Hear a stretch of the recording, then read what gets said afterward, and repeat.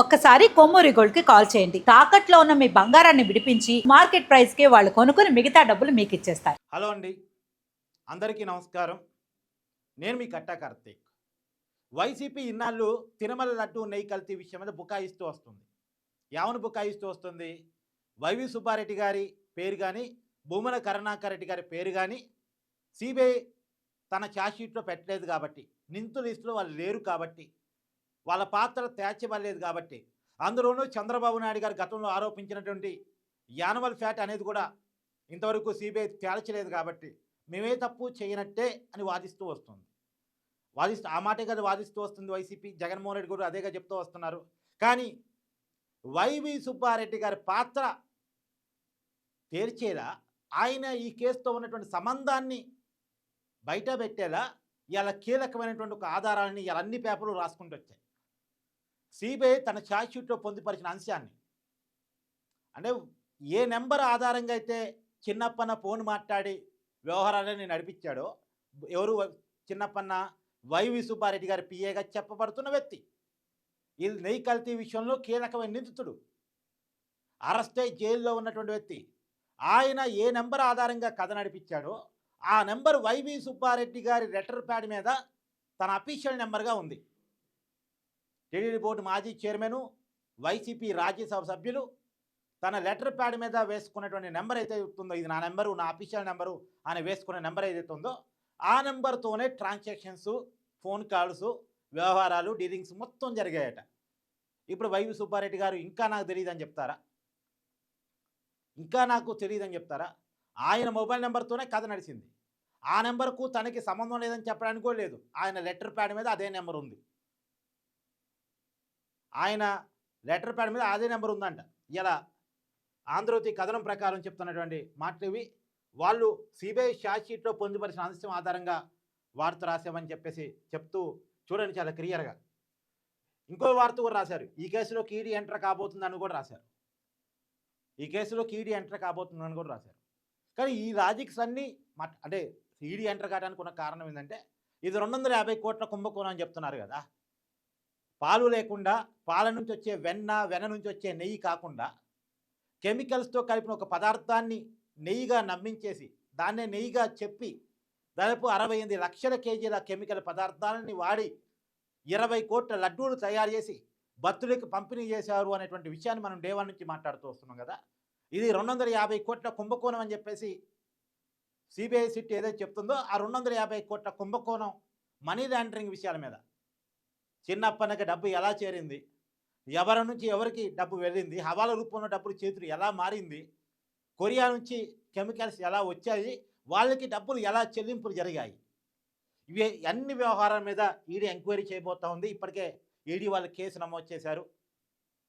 So ED రంగంలో దిగిన రెండో కేసు, జగన్మోహన్ రెడ్డి అధికారం నుంచి కోల్పోయిన తర్వాత, ఒకటి ఆల్రెడీ మద్యం కేసులో ఈడీ రంగంలో దిగింది. ఇటీవలే విజయసాయి రెడ్డిని, మిథున్ రెడ్డిని పిలిచి విచారించింది. ఇప్పుడు రెండో కేసు. కాకపోతే ఈడీ దిగితే అందరూ భయపడతారు, కానీ మన రాష్ట్రంలో పెద్ద భయపడేవాళ్ళు ఎవరు ఉండరు. ఎందుకు?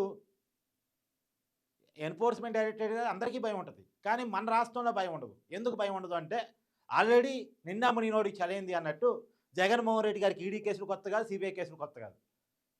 వాటి నుంచి తను ఎలా రక్షించుకోవాలో జగన్మోహన్ రెడ్డి గారికి తెలిసినంతగా ఎవ్వరికీ తెలియదు. కాబట్టి ఈడీ కేసులకి, సిబిఐ కేసులకి భయపడే రకం జగన్మోహన్ రెడ్డి గారు కాదు. ఆయన నిండా మునిగిన వ్యక్తి. నిండా మునిగిన తర్వాత ఇక చలే ఉంటుందిగా, పెట్టుకుని ఎన్ని కేసులు పెట్టుకుంటారు అనుకునే రకం. చేసిన పనిని బుకాయిస్తారు, దొరికిన పనిని కూడా బుకాయిస్తారు, అడ్డంగా దొరికిపోయి కూడా బుకాయిస్తారు. ఇప్పుడు ఏం చెప్తారు? ఇన్నాళ్ళు వైవి సుబ్బారెడ్డి గారి పాత్ర లేదు కదా అన్నారు. వైవి సుబ్బారెడ్డి గారి లెటర్ ప్యాడ్ మీద ఉన్న నెంబర్తోనే అంతా కథ నడిచిందంట. మరి ఇప్పుడేం చెప్తారు జగన్మోహన్ రెడ్డి గారు? కథ నడిచింది వైవి సుబ్బారెడ్డి గారు అఫీషియల్ లెటర్ ప్యాడ్ మీద ఉన్న నెంబర్తోనేనంట. ఇంకా వైవి సుబ్బారెడ్డి గారికి సంబంధం లేదని చెప్తారా? కాకపోతే దురదృష్టం ఏంటంటే, అసలు ఈ నెంబరు ఈ లాజిక్లు కాదండి. నేను డే 1 నుంచి ఒకటి అడుగుతున్నాను. ఇప్పుడు తిరుమల తిరుపతి దేవస్థానం నిబంధనలు మార్చి ఏఆర్ డైరీకి, బోలేబాబా డైరీకి టెండర్ చెప్పారు కదా. బ్లాక్ లిస్ట్లో ఉన్న కంపెనీకి టెండర్ చెప్పారు కదా. టీటీడీ నిబంధనలు మార్చే అవకాశం ఎవరికి ఉంటుంది? వైవి సుబ్బారెడ్డి పిఏకు ఉంటుందా?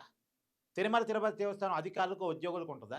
ఎవరికి ఉంటుంది? పాలక మండలికి చైర్మన్‌గా ఉన్న వ్యక్తికి, పాలక మండలికి ఈవోకి, అదనపు ఈవోగా ఉన్న వ్యక్తులకు ఉంటుంది. అంతే కదా! వాళ్ళే కదా, వాళ్ళ చేతుల్లోనే కదా ఉండేది. చాలదా? చాలా తప్పు జరిగింది అని చెప్పిన తర్వాత సిట్టే చెప్తుంది తప్పు జరిగిందని. సిట్టే చెప్తుంది కెమికల్ పదార్థాలు కలిపారని. సిట్టే చెప్తుంది పాల సేకరణ లేని కెపాసిటీ లేని సంస్థకి టెండర్ అప్పజెప్పారని. మరి ఎవరు అప్పజెప్పుంటారు? పాల సేకరణ లేనోడికి టెండర్ ఎలా అప్పజెప్పారసలు? మినిమమ్ లాజిక్ కదా! పాలు లేకుండా వాడు నెయ్యి ఎలా ఇస్తాడని వీళ్ళు భావించారు. ఆ నిబంధన ఎందుకు మార్చి అప్పజెప్పారు? అంటే నువ్వు కల్తీ పంపు, నేను ఓకే చేస్తా. అంటే ముందే తెలిసి కిడ్ ప్రోకో కింద మాట్లాడుకొని టెండర్ అప్పజెప్పారన్న విషయం చాలా క్లియర్‌గా అర్థమవుతుంది గదా! ఎవరు అప్పజెప్తారో కూడా క్లియర్‌గా అర్థమవుతుంది గదా! పాలక మండలి చైర్మన్ అప్పజెప్పగలడు. పాలక మండలి అప్పజెప్పగలదు. ఆ పాలక మండలి నియమించినటువంటి ఆనాటి ముఖ్యమంత్రి జగన్మోహన్ రెడ్డి గారు అప్పజెప్పగలరు. వాళ్ళకి తెలియకుండా ఈ నిర్ణయాలు జరిగే అవకాశమే లేదు. కానీ దురదృష్టం ఏందంటే అలా చేసిన వాళ్ళెవరూ కూడా సీబీఐ ఛార్జ్ షీట్‌లో లేరు. తప్పు జరిగిందని చెప్తున్నారు.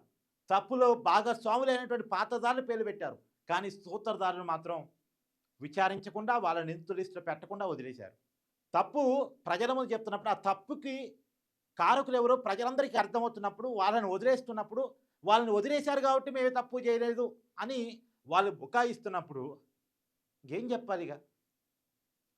ఇంకేం చెప్పాలి? సో, అంటే వైసీపీ బుకాయింపుకి అవకాశాన్ని సిబిఐ ఇచ్చింది. సిబిఐ ఇచ్చింది. సో, అప్పన్న, సుబ్బన్న ఒకటే నంట. ఇయాల ఆంధ్రజ్యోతి పేపర్‌లో వార్త ఇది. అప్పన్న, సుబ్బన్న ఒకటే. ఆ! ఆయన నంబరే ఈయన వాడాడు. ఆయన చెప్తేనే ఈయన చేశాడు. హ్మ్. హ్మ్. అసలు ఆయన చెప్పకుండా ఈయన ఎట్ట చేస్తాడు? మినిమమ్ లాజిక్ కదా! ఆయన చెప్పకుండా ఈయన ఎందుకు చేస్తాడు? ఆ! ఒక పిఏ కథ నడిపించగలడా? ఒక పిఏ నకిలీ కల్తీ నెయ్యిని తిరుమల దేవస్థానంలో తీసుకురాగలిగే కెపాసిటీ ఉంటదా? ఒక పిఏకి ఉంటదా? ఒక పిఏ అంత చేయగలడా? ఇంత పెద్ద కథ నడపగలడా? ప్రపంచంలో ఉన్న హిందువులంతా అత్యంత పవిత్రంగా కొలిచే దేవస్థానంలోకి సాంప్రదాయబద్ధంగా, చట్టబద్ధంగా, శాస్త్రోక్తంగా అన్ని విషయాల్లో చాలా జాగ్రత్తగా ఉండేటువంటి ఆలయంలోకి ఒక పెద్ద వ్యవస్థ ఉన్నటువంటి దేవస్థానంలోకి చైర్మన్‌ని తెలవకుండా, పాలక మండలి తెలవకుండా, వాళ్ళ అంగీకారం లేకుండా, పై స్థాయిలో ఉన్నటువంటి ఈవోనో, అదనపు ఈవోకో తెలియకుండా ఒక పిఏ కల్తీ నకిలీ నెయ్యిని తీసుకొచ్చి కలిపాడు అంటే ఎవరైనా నమ్ముతారా? తప్పు జరిగింది అన్నది నిజమైనప్పుడు తప్పుకు కారకులు ఆనాటి పెద్దలు. లేదా తప్పు జరగలేదని చెప్పండి. తప్పు జరిగిందని చెప్తున్నారు, అసలు వదిలేస్తున్నారు. ఇది బాధ అనిపిస్తుంది. తప్పు జరగలేదు, అసలు మంచి నెయ్యి వాడారంటే ఏ బాధ లేదు. కెమికల్స్ వాడారు, అత్యంత దారుణమైన కెమికల్స్ వాడారు. ఆ కెమికల్స్ పేరు చెప్పడం నాకు కొంత ఇబ్బందిగా ఉంది. అందుకే వాటి పేర్లు చెప్పట్లే నేను. కెమికల్స్ వాడారని చెప్తారు. వాడటానికి కారకులను మాత్రం వదిలేస్తారు. సూత్రధారులను వదిలేస్తారు. తప్పు చేసిన వాళ్ళని వదిలేస్తారు. అదే మన వ్యవస్థలో ఉన్న లోపాలంటే అయ్యి. Thank you.